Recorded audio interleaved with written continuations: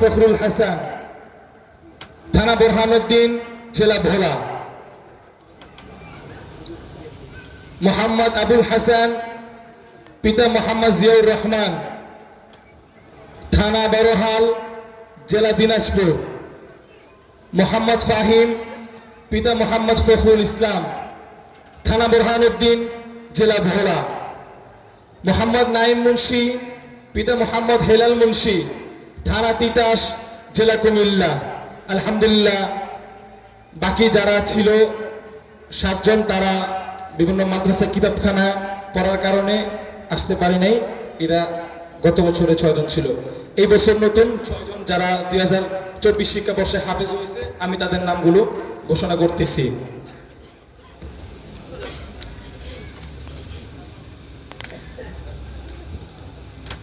নতুন: মোহাম্মদ আবু রায়হান, পিতা মোহাম্মদ মাকসুদুর রহমান দুলাল, post office Hazariganj, থানা চরবেশন, জেলা ভোলা। মোহাম্মদ আবু তালহা, পিতা মোহাম্মদ আকবর মীর, থানা দেওয়ানগঞ্জ, জেলা জামালপুর। মোহাম্মদ মাহফুজুর রহমান, পিতা মোহাম্মদ মাহবুবুর রহমান, থানা বোরহানুদ্দিন, জেলা ভোলা। মোহাম্মদ সাব্বির আহমদ, পিতা মোহাম্মদ বাবুল মিয়া, থানা লক্ষ্মীপুর, জেলা লক্ষ্মীপুর।